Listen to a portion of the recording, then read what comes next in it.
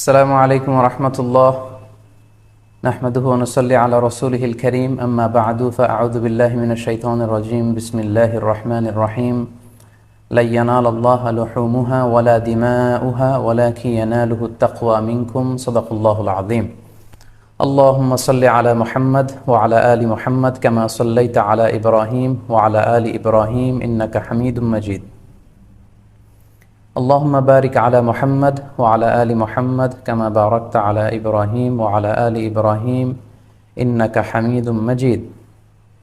কাছে দূরে যে যেখান থেকে আজকের এই লাইভ প্রোগ্রামটিতে আপনারা যুক্ত হয়েছেন, যারা দেখছেন এবং শুনছেন এবং যারা পরবর্তীতে লাইভ প্রোগ্রামটিতে যুক্ত হবেন, আপনাদের সবাইকে জানাচ্ছি আন্তরিক শুভেচ্ছা এবং অভিনন্দন।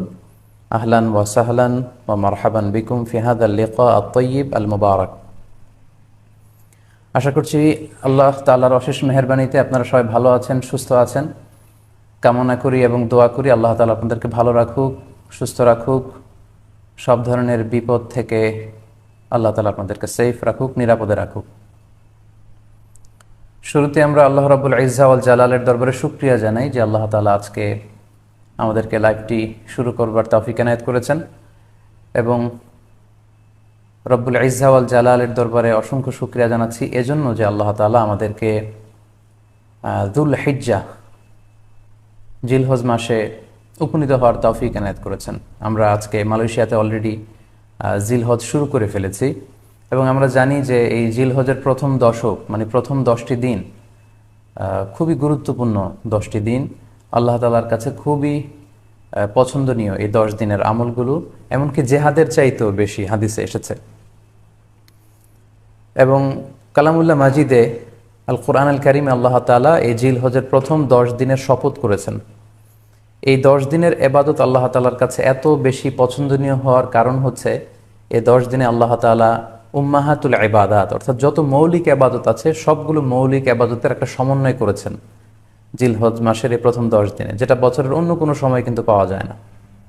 কারণ এই 10 দিনের ভেতরে সালাত আছে, নফল সিয়াম আছে, সাদাকা আছে, কুরবানি আছে, হজের প্রসঙ্গটা আছে, যেটা বছরের অন্য কখনো এরকম উম্মাহাতুল ইবাদাত অর্থাৎ যত মৌলিক আবাদত আছে সব মৌলিক আবাদতের কম্বিনেশন সমন্বয় বছরের কোনো সময় কিন্তু আসলে হয় না, যেটা হয়ে থাকে জিলহজ মাসের প্রথম এই 10 দিনের ভেতর। এজন্য এই 10 দিনের ইবাদত আল্লাহ তাআলার কাছে অত্যন্ত বেশি প্রিয়। এজন্য আল্লাহ রাসূল সাল্লাল্লাহু আলাইহি ওয়াসাল্লাম এই 10 দিনে যাতে আমরা বেশি বেশি নফল ইবাদত করি আমাদেরকে উৎসাহিত করেছেন। পাশাপাশি আমরা যেন বেশি বেশি তাহমিদ, তাহলিল, তাকবীর দিয়ে এই 10টি দিনকে মুখরিত করে রাখি, এজন্য তিনি আমাদেরকে আদেশ করেছেন। এজন্য এই 10টি দিনে আমরা যেন বেশি বেশি সুবহানাল্লাহ ওয়ালহামদুলিল্লাহ লা ইলাহা ইল্লাল্লাহু আল্লাহু আকবার এই আজকারগুলো যেন আমরা বেশি বেশি পড়ি। এবং আরাফাতের সিয়ামের ব্যাপারে আল্লাহ রাসূল সাল্লাল্লাহু আলাইহি ওয়াসাল্লাম আশা করেছেন যে 9 জিলহজের যে নফল সিয়ামটি অর্থাৎ আরাফার রোজা, এই আরাফার রোজা যে ব্যক্তি রাখবে আল্লাহ রাসূল সাল্লাল্লাহু আলাইহি ওয়াসাল্লাম বলেন যে আমি প্রত্যাশা করি এই সিয়ামের বদৌলতে বিগত একটি বছরের এবং সামনের একটি বছরের যত পাপ হবে এই পাপগুলোকে আল্লাহ তাআলা আমাদের জন্য ক্ষমা করে দিবেন। এবং জিলহজের 9 তারিখ ফজর থেকে কিন্তু আমাদেরকে ওয়াজিব তাকবীর পাঠ করতে হয়। আমরা জানি সেটা শুরু হয় আরাফার দিন ফজর থেকে।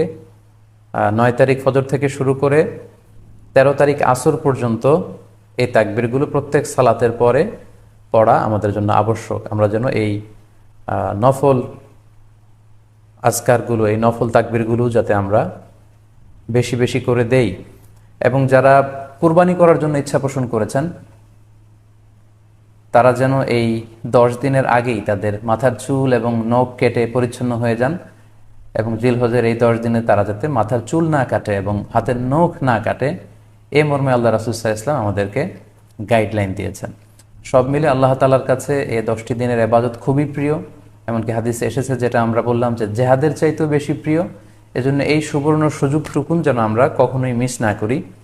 তাই আমাদের সাধ্যমতো আমরা যেন বেশি বেশি নফল ইবাদত করি। আমরা যেন সুযোগ হলে পুরো 10 দিন ব্যাপী আমরা চাইলে নফল সিয়াম রাখতে পারি, আমরা বেশি বেশি কোরআন তেলাওয়াত করতে পারি। বিশেষ করে তাহমিদ, তাহলিল এবং তাকবীর, আলহামদুলিল্লাহ, লা ইলাহা ইল্লাল্লাহ, আল্লাহু আকবার, এই জিকিরগুলো, এই আজকারগুলো পড়ে পড়ে যেন আমরা এই 10টি দিনকে মুখরিত রাখি।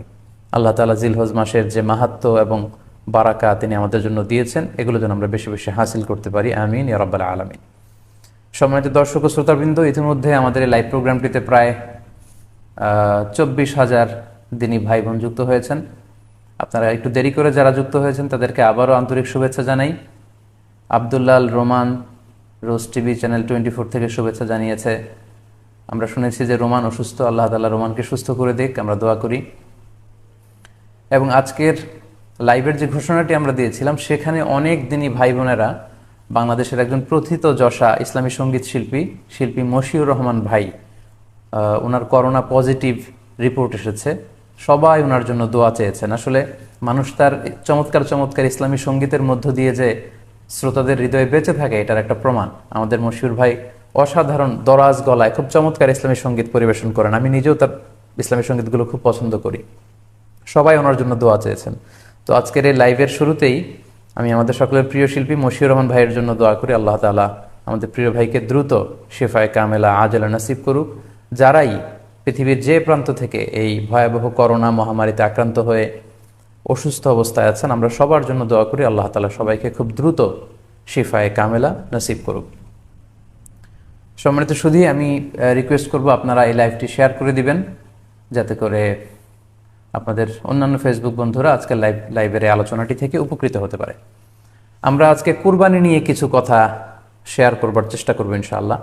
কুরবানির প্রসঙ্গটা আসলেই আমাদের স্মৃতির মানসপটে আমাদের ইব্রাহিম আলাইহিসসালাম এবং ইসমাইল আলাইহিসসালামের যে কুরবানি, ওনাদের যে আত্মত্যাগ, এই দৃশ্যপটটি কিন্তু আমাদের চোখের সামনে ভেসে ওঠে। আমরা জানি যে ইব্রাহিম আলাইহিসসালাম আল্লাহ তাআলা সন্তুষ্টির জন্য স্বীয় পুত্র ইসমাইল আলাইহিসসালামকে কুরবানি করতে চেয়েছিলেন, এবং সেই প্রসঙ্গ থেকেই কিন্তু আমরা প্রতি বছর জিলহজের 10 তারিখে কুরবানি করে থাকি। এবং এই দৃশ্যটি আল্লাহ তাআলার কাছে এতই ভালো লেগেছিল, এই আত্মত্যাগের দৃশ্যকে আল্লাহ তাআলা স্মরণীয় করে রাখবার জন্য কিয়ামত পর্যন্ত সব বিশ্বাসীদের জন্য এই জিলহজের একই টাইমে, জিলহজের 10 তারিখে কুরবানি করাটাকে আল্লাহ তাআলা আমাদের উপর অবধারিত করে দিয়েছেন। এই বিষয়টি সূরাতুস সাফফাতের 105 নম্বর আয়াতে আল্লাহ তাআলা এভাবে ইরশাদ করছেন, فلما بلغ معه السعي قال يا بني إني أرى في المنام أني أذبحك فانظر ماذا ترى। অর্থাৎ ইসমাঈল আলাইহিস সালাম যখন একটু বড় হলেন, বাবার সাথে হাঁটতে পারেন, দৌড়াদৌড়ি করতে পারেন, ঠিক তখন ইব্রাহিম আলাইহিস সালাম স্বপ্নে দেখলেন যে তিনি ইসমাঈল আলাইহিস সালামকে কুরবানি করছেন। এবং স্বপ্ন দেখেই তিনি সরাসরি ছেলের সাথে কনসালটেশনে গেলেন, পরামর্শ করলেন যে বাবা, আমি তো স্বপ্নে দেখেছি যে আমি তোমাকে কুরবানি করছি। ফানদুর মাযা তারা, what do you think about it, what's your opinion about it, তোমার মতামত কি সেটা তুমি আমাকে বলো। তখন সাইয়েদনা ইসমাঈল আলাইহিস সালাম অত্যন্ত সাহসিকতার সাথে বলিষ্ঠ একটি জবাব দিয়েছিলেন। সেটাও আল্লাহ তাআলা কোরআনে সরাসরি কোট করেছেন। তিনি বলেছিলেন, ক্বালা ইয়া আবাতি ফাআল মা তু'মার সাতাজিদুনি ইনশাআল্লাহু মিনাস সাবিরিন। অর্থাৎ, হে আমার সম্মানিত পিতা, আপনি যেমনটি স্বপ্নে দেখেছেন, আল্লাহ তাআলা আপনাকে যেমন আদেশ করেছে আপনি ঠিক তেমনটিই করুন। আপনি ভয় পাবেন না, ইনশাআল্লাহ আপনি আমাকে ধৈর্যশীলদের অন্তর্ভুক্ত পাবেন।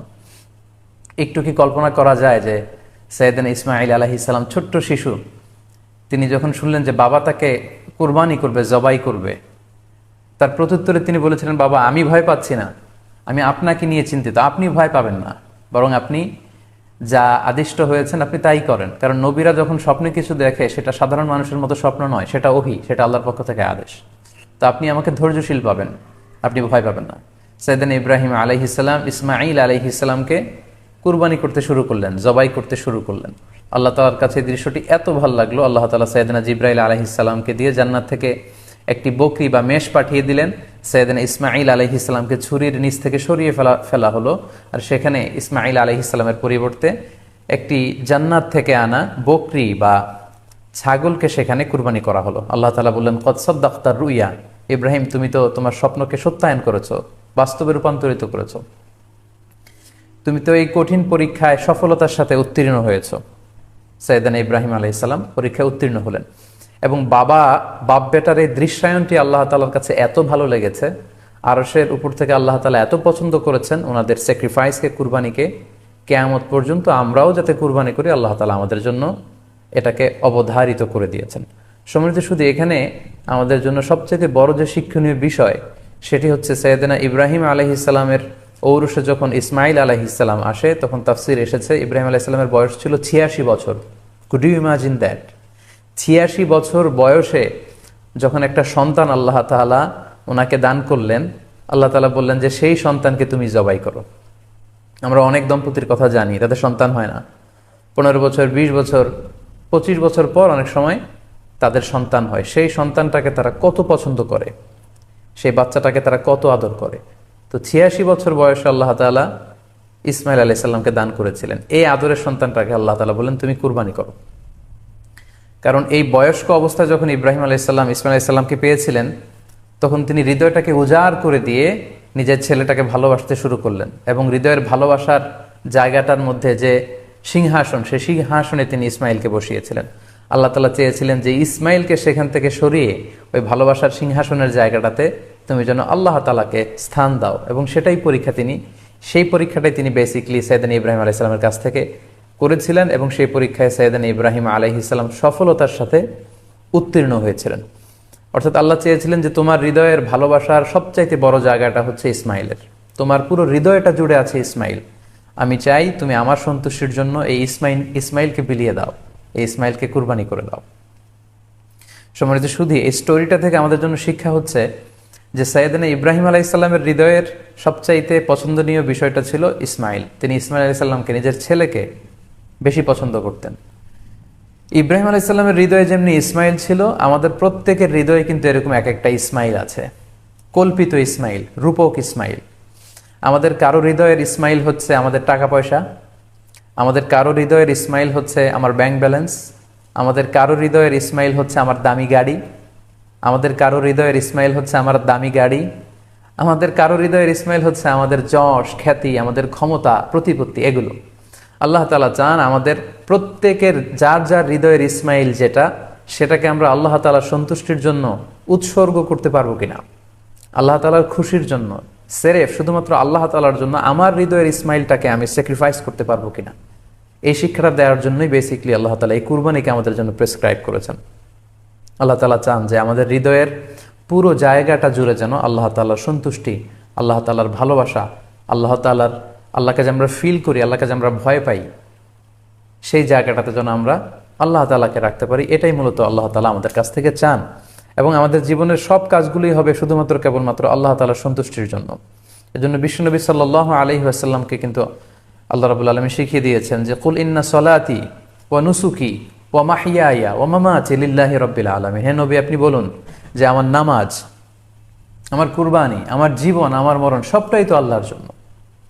তাই আমাদের হৃদয়ে যদি আমরা আল্লাহকে স্থান দিতে পারি, আমাদের সব কিছু, সাইয়েদনা ইব্রাহিম আলাইহিস সালাম যেমনি নিজের প্রিয় পুত্র সন্তানকে কুরবানি করেছিলেন, ঠিক তেমনিভাবে আমাদের হৃদয়ের ইসমাইলটাকেও যদি আমরা আল্লাহ সন্তুষ্টির জন্য স্যাক্রিফাইস করতে পারি, কুরবানি করতে পারি, তাহলেই কিন্তু এই কুরবানির শিক্ষাটা আমাদের জন্য বাস্তবায়িত হবে বা সফল হবে। এবং এই শিক্ষাটা দেওয়ার জন্য আল্লাহ তাআলা এই কুরবানির বিধানকে আমাদের জন্য জারি করেছেন, যে আমাদের হৃদয়ে শুধু আল্লাহ তাআলার ভয় থাকবে। এবং এই যে আমরা কুরবানি করবে, কুরবানির রক্ত, গোশত, চামড়া কোনোটাই কিন্তু আল্লাহ তাআলার কাছে পৌঁছে না, পৌঁছে হচ্ছে আমাদের হৃদয়ের ভয়, তাকওয়াটা আল্লাহ তাআলার কাছে পৌঁছে। সূরাতুল হজ্জের 37 নম্বর আয়াতে আল্লাহ বলছেন লা ইয়ানালাল্লাহা লুহুমুহা ওয়ালা দিমাউহা ওয়ালাকি ইয়ানালুহুত তাকওয়া মিনকুম। এই কুরবানির রক্ত, কুরবানির গোশত, এগুলো তো আল্লাহর কাছে পৌঁছে না, আল্লাহর কাছে পৌঁছে হচ্ছে তোমাদের তাকওয়া।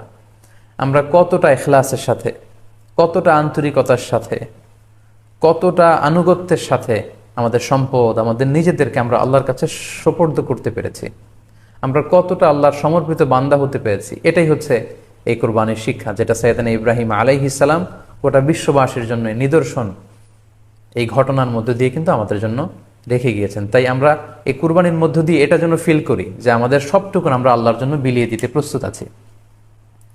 সম্মানিত শুধু এই কুরবানি